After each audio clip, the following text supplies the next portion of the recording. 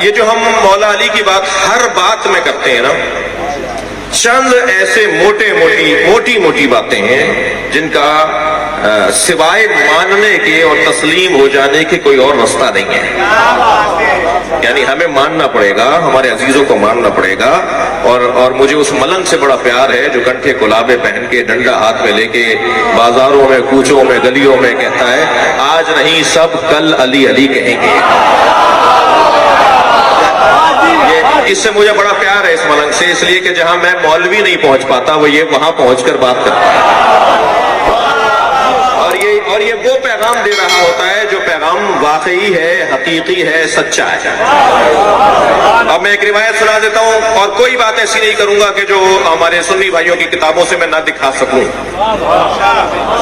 یعنی میں جہاں اپنی کتابیں پڑھتا ہوں نا، وہاں الحمدللہ اہل سنت کی بھی کتابیں ساری موجود ہیں۔ کوئی ایسی بات نہیں ہوگی جو کسی اہل سنت کی کتاب میں نہ ہو۔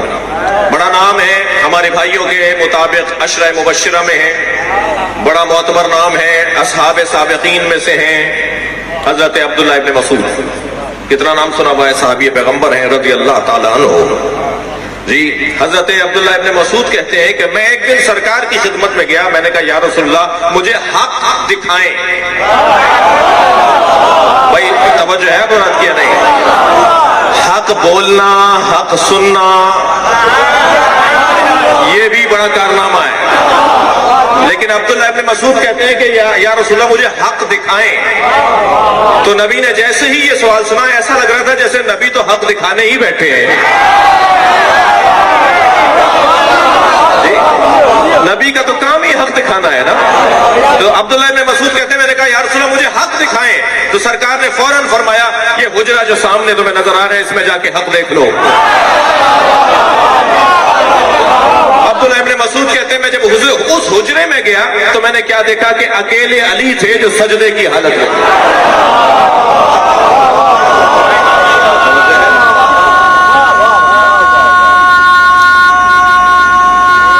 ماشاءاللہ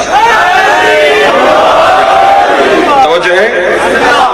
عبداللہ ابن مسعود کہتے ہیں کہ میں قریب جا کر بیٹھ گیا، علی کے سجدے کو سن رہا تھا، علی کے ذکر سجدہ کو سن رہا تھا، تو میں نے علی سے سجدے کی حالت میں یہ دعا سنی۔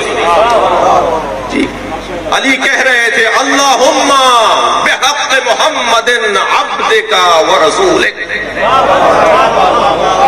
یا اللہ تجھے محمد مصطفیٰ عبد الہی اور رسول الہی کا واسطہ، اللہم بحق محمد عبدک ورسولک اغفر لے خاطئین من شیعتی،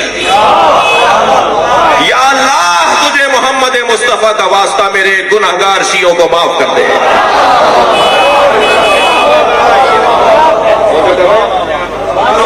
توجہ کر رہے ہیں آپ؟ عبداللہ ابن مسعود کہتے ہیں میں نے یہ جملہ سنا، اور میں جب پلٹا باہر کے رسول اللہ کو جا کر بتاؤں کہ میں نے کیا دیکھا اور کیا سنا، تو میں نے دیکھا کہ رسول اللہ بھی نماز پڑھ رہے ہیں، اور میں انتظار میں ان کے برابر میں بیٹھ گیا کہ جب سرکار سجدے میں گئے تو سرکار کی دعا میرے کانوں میں آئی، اور سرکار فرما رہے تھے اللہم بحق علی ابن ابی طالب، اللہم بحق علی ابن ابی طالب اغفر لے خاطئین من امتی، یا اللہ تجھے علی کا واسطہ میرے گناہگار امتیوں کو معاف کر۔